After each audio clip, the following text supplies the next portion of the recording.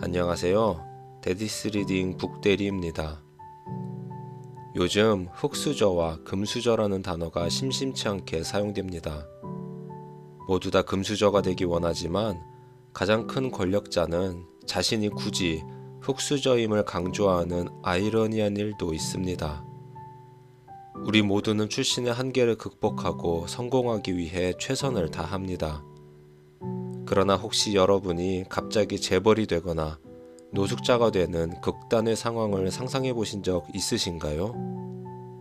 여기 그러한 상상이 현실이 된 이야기가 있습니다.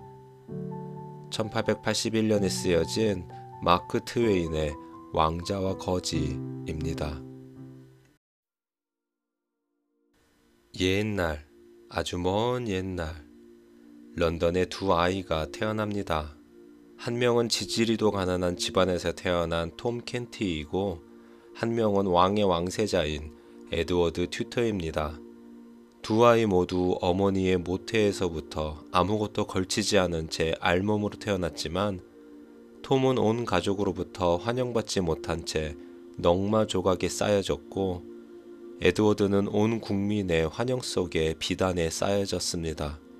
런던은 역사가 오래된 거대한 도시였지만 톰이 자란 오펄코트는 특히 지저분한 동네였습니다. 톰은 그 동네 아이들이 모두 그렇듯이 툭하면 밥을 굶는 것은 당연했고 항상 술에 취해 있는 아버지로부터 매일 맞으며 자랐습니다. 여보, 이제 그만 때리세요. 불쌍한 내 새끼. 다행히 어머니만큼은 유일한 사랑의 대상이었습니다. 그리고 마음씨 좋은 앤드루 신부님은 동네 아이들에게 글을 가르쳤고 여러 옛날 이야기와 책들을 읽어주시곤 했습니다. 어느 날 평소와 같이 매를 맞고 허기와 피로에 지쳐 지푸라기에 누워있던 톰은 그동안 신부님이 들려주던 이야기들을 떠올리며 자신이 왕실에서 사랑을 독차지하는 왕자라면 얼마나 좋을까 하는 상상을 해봅니다. 그 뒤로도 신부님의 낡은 책들을 읽으며 마치 자신이 왕자인 것처럼 생각하고 행동해 보기로 합니다. 나는 왕이다. 너희에게 자비를 베푸노라.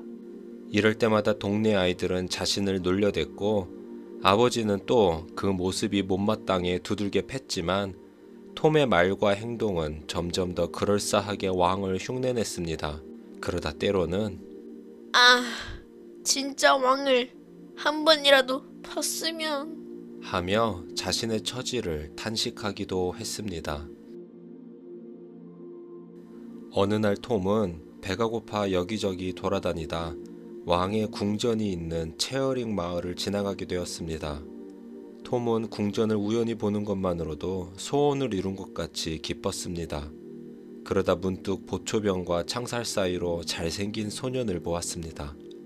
소년은 보석이 달린 비단 옷과 깃털 장식이 달린 모자를 쓰고 있었습니다. 오 마이 갓! 나는 지금 진짜 왕자를 보고 있어! 그렇습니다. 톰은 에드워드 왕자를 본 것입니다. 톰은 자신도 모르게 창살을 향해 더 가까이 가다 병사들에게 발각되고 말았습니다. 뭐야 거지 주제. 잠시 소란이 일자 그 소리를 들은 왕자가 톰을 쳐다보며 말합니다. 그 아이도 내 백성이다. 함부로 하지 말아라. 그 아이를 들여보내거라. 믿을 수 없었지만 누더기 옷을 입은 톰은 보석이 주렁주렁한 에드워드 왕자의 방으로 들어갔습니다. 내 병사가 무례했구나. 이름이 뭔고? 톰 켄티입니다. 런던의 오펄코트에 삽니다. 오호라, 몇 살인고? 너는 옷차림과 달리 말투가 고상하구나. 너희 동네 이야기를 좀 해보렴. 거기 재밌니? 배고픈 것 빼고는 재밌습니다. 가끔 광대가 공연도 하고 아이들은 막대기로 칼싸움 놀이도 해요. 재밌겠군. 계속해봐라. 여름에는 강에서 헤엄도 치고요. 모래밭과 진흙밭에 뒹굴면서 놀기도 해요. 오, 세상에. 나도 한 번만이라도 잔소리 없는 곳에서 그렇게 놀아봤으면 소원이 없겠군. 아, 그러시군요. 저는 왕자님의 옷을 입어보는 것이 소원입니다만. 그래? 그럼 우리 한번 옷을 바꿔 입어볼까? 지금 아무도 없으니 한번 해보자. 재밌겠구나.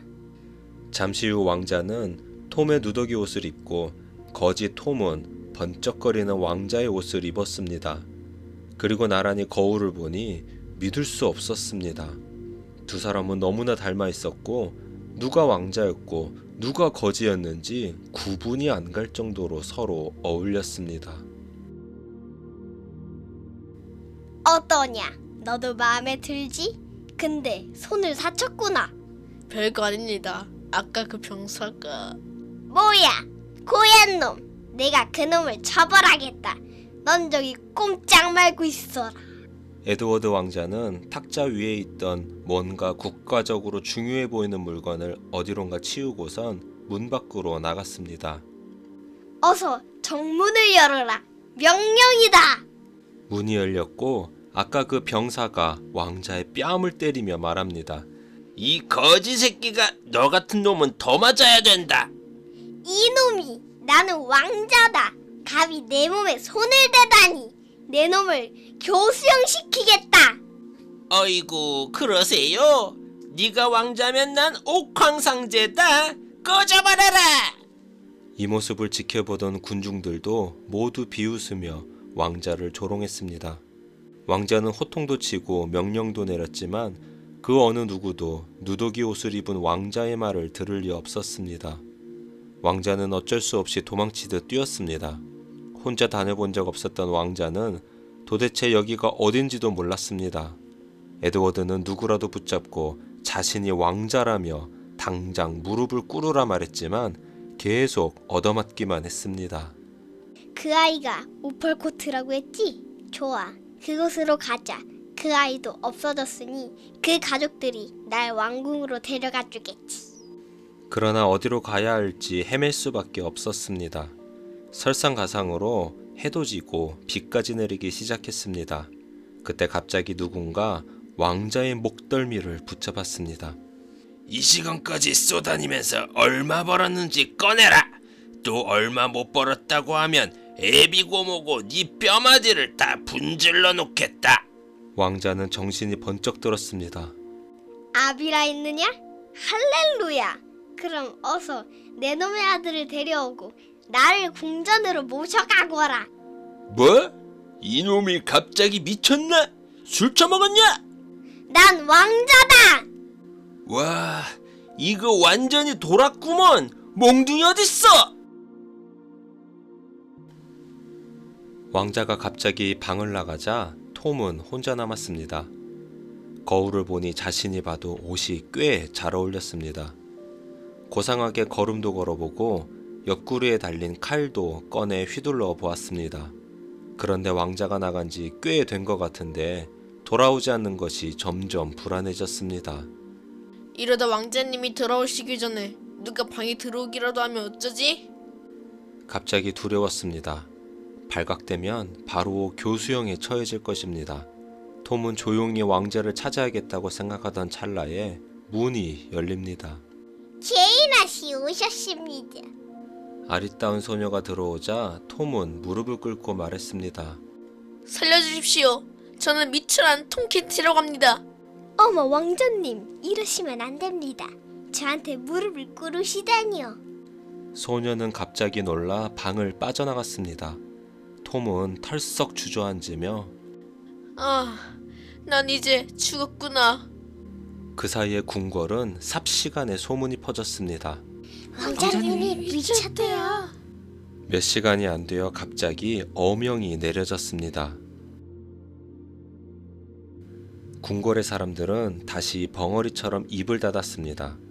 톰이 복도를 나가자 모든 사람들은 말은 못하고 애처로운 눈빛으로 보며 그를 따랐습니다. 잠시 후 톰은 궁궐에서 가장 큰 방으로 안내되었습니다.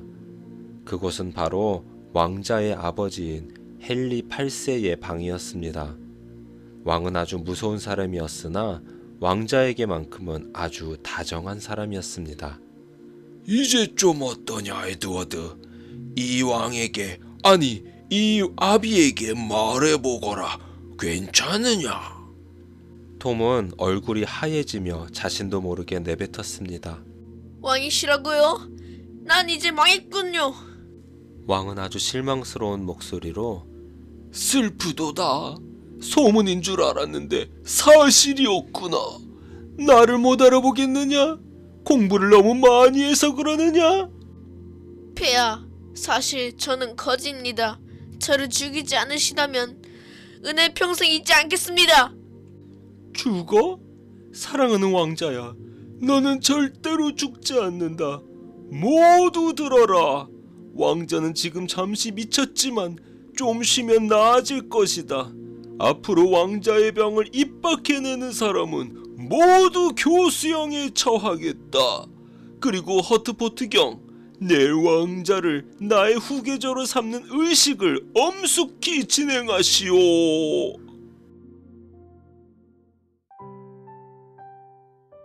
오래전부터 왕이 되는 것을 꿈꿔왔지만 톰은 지금 전혀 행복하지 않았습니다. 그리고 한 번만이라도 눈치 보지 않고 놀아보기를 바랬던 에드워드 왕자도 지금 곤경에 처해 있습니다. 이들은 점점 돌아올 수 없는 강을 걷는 것 같은 상황에 처해 있습니다. 이대로 자신의 운명을 받아들이고 살아야 하는 걸까요? 아니면 이들의 인생은 이제 어떻게 펼쳐질까요? 다음 영상을 통해 이야기는 계속됩니다. 데디스 리딩 북대리였습니다.